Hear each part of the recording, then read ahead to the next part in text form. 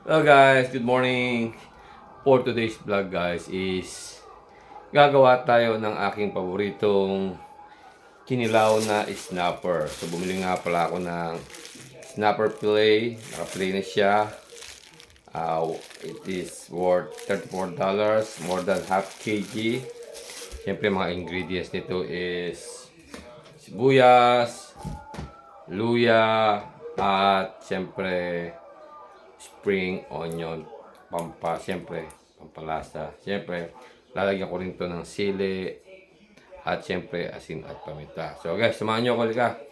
Tulungan nyo akong kumuha ng snapper na kinilaw. Ito guys, gagawin natin. So, inihiwa ko lang yung ating snapper ng cubes para sakto sa ating bite size. Ayan nga guys, after ko siyang mahiwa ng cubes, ibababad ko siya sa suka para maluto yung ating isda sa suka. Babad siya ng ilang mga minuto para mag-cool down siya sa suka at maluto yung ating snapper.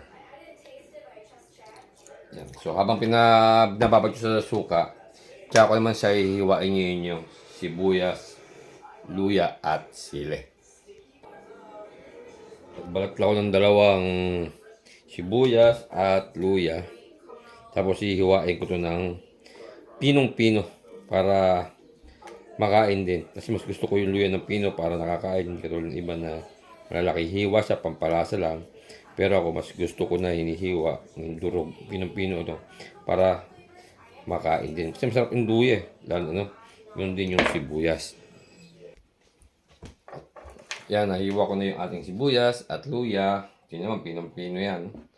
So, ibubukod ko lang siya para mamaya ihalo ko yan sa ating inanong kinilaw. Yung kinilaw natin, andun pa din, nakababad pa rin sa suka. Ayan, tsaka yung ating luya. Pagka sumasamahin ko yan, kasi mix mo rin na mamaya lahat yan.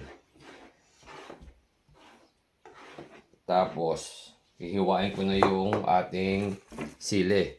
Sa sili, kayo na bahala kung gano'ng karaming gusto nyo, gano'ng kaanghang. Siyempre, dahil ito pulutan. So, ano ko ng 5 sili para mas masarap, mas manghang, mas masarap, di ba?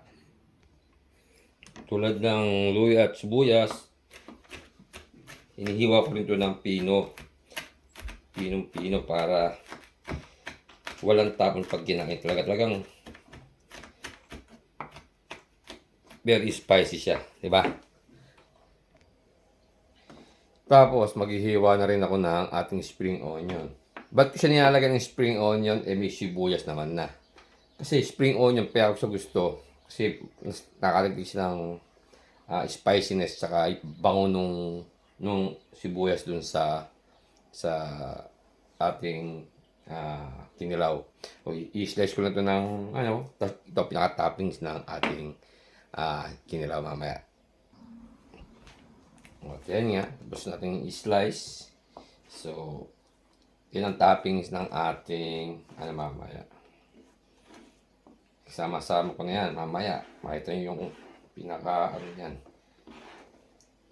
Yung ating kinilaw, makita nyo, namumuti na siya. Ibig sabihin, naluluto siya ng suka.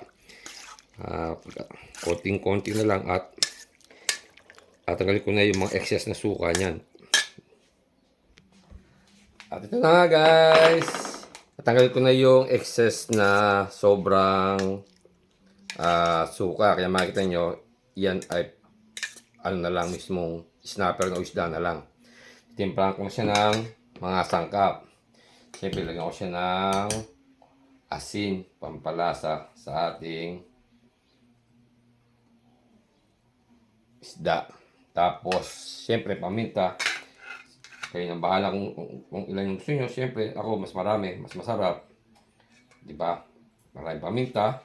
Tsaka asin. Mix nyo lang yan.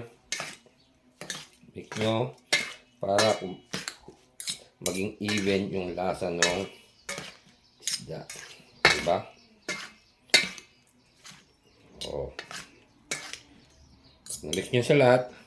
Pwede natin ilagay yung ating mga iba pang sangkap gaya ng luya, sibuyas, sili, at siyempre yung ating spring onion. Diba? Yan. Haluin na natin. At meron na tayong masarap na kinilaw na snapper. Sa mga kinilaw lovers dyan, pwede nyo gawin to kahit na anong klaseng isda. Pero masarap syempre yung tulad ng tanige, blue marlin, yellowfin, at iba pang isda na gusto nyo. Pwede rin to sa mga diles o yung mga maliit na isda, hipon, pang jumping salad, at boila. Ayan na ang ating kinilaw na snapper. Sana guys, nagustuhan nyo to. Mga gustong mag-inom dyan, tama-tama itong pulutan. Para sa mga gustong iulam, pwede rin itong iulam. Kaya, thumbs up guys. Thank you very much. Don't forget to like and share. Love you guys.